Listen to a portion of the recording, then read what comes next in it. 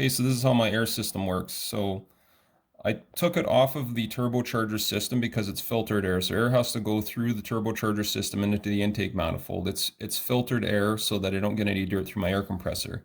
So air comes out of the intake manifold, whether it's boosted or not, and it flows this way and into the air compressor. If it's under boost, it'll pass right through it because this acts like a one-way check valve, the way this air compressor works. It's actually an AC compressor that I converted into an air compressor, and I'll show you links to a different video that shows you how to do that later on in the video.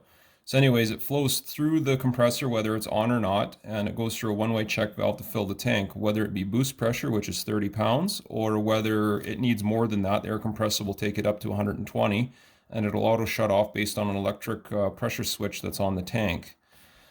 So air flows out of the compressor tank and it goes into the dump switch that's in the truck. And air can only go through the switch this way. So when I dump the bags, it can only go that way. So I'm making an air deviation here. So air flows through the switch when the switch is closed, and it goes this way, and it flows down to this T here. And then there's a check valve there, so it can't go that way. And then it flows this way, and it comes down to the auto level valve, and then it goes through the auto level valve to fill the airbags. As the suspension sinks down, it'll supply more air to the airbags to lift the suspension till it gets to the ride height of wherever this valve feels it's set at, or where it's set at. If the suspension goes high, it'll let air out of the system to level the truck off. So when the airbag system is engaged and I have the switch letting air in, air 100 psi or 30 psi, whichever it is, can only flow that way. And when I throw the switch to dump the system, because this air pressure is now dumped and it's gone, now air can flow through the one-way check valve back out through the dump switch. And that's how my system works. Okay, so this is the electrical side of my air compressor circuit. So starting at the ignition switch, so this is key on power ignition switch. It flows this way, goes up to the relay. That relay is under the hood of the truck. It is the factory AC relay, and then it goes through the relay and it gets on this side. It goes to the dash switch, and then it goes from the dash switch through the pressure switch on the air tank, flows through the air pressure switch, and then to battery ground. Now on the high amperage side of the circuit, so the ground is also connected to the air compressor. And on the positive side of the air compressor, which energizes a coil in there to close that clutch to activate the clutch so that the pump pumps, you've got your hot that goes straight to the other side of that relay, and then it goes through the relay and then back to battery positive, and that's the circuit.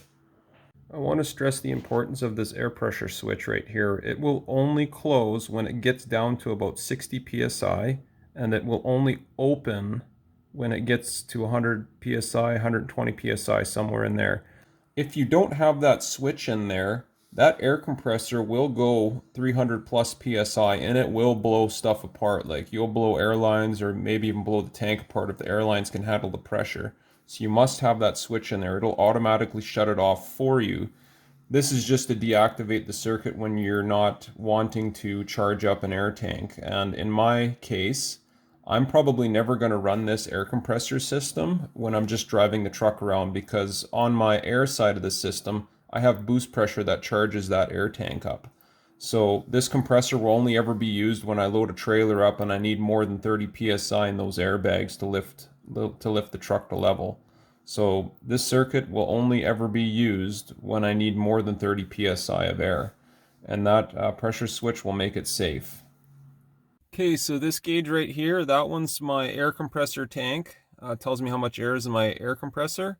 And that one there tells me how much air is in my airbags. Boost pressure charging the tank.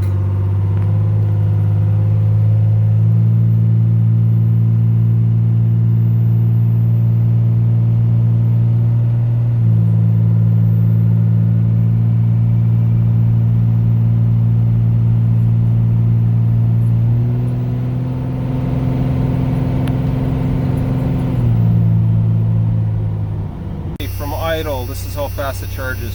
Switch on.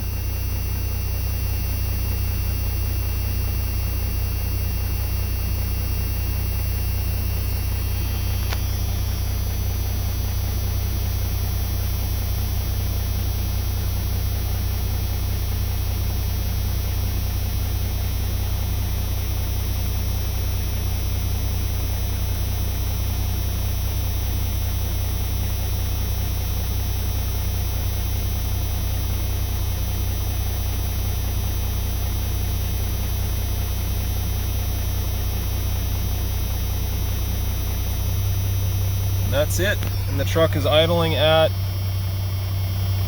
400 RPM. A fast idle. I'll turn it on here now and watch this.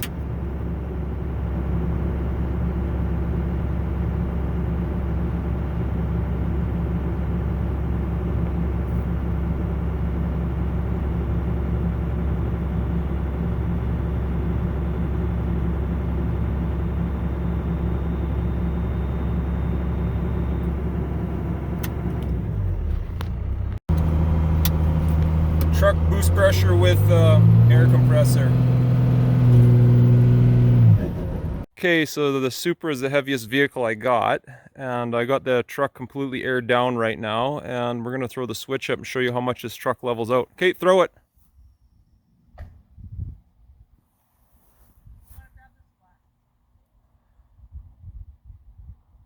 That is absolutely amazing. And I loaded the car as close to the front of the trailer to get as much weight on that axle as possible. Okay, I'm gonna get her to dump it. It looks like it's still sitting a little bit down, so I could probably turn up the adjustment just a little bit, but I do have the car loaded all the way to the front, and that's not normally where I'd have it loaded. Okay, dump it.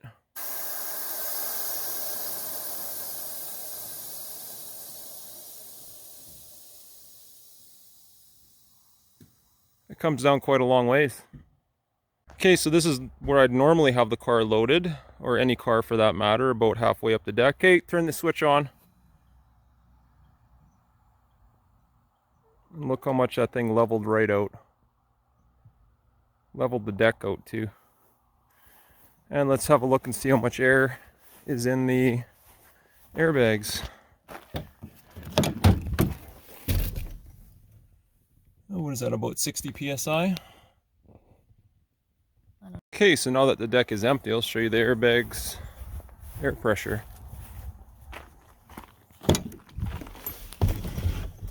Looks like an empty trailer, we're down about 50 psi. If you like this content, hit like and subscribe. Thanks for watching.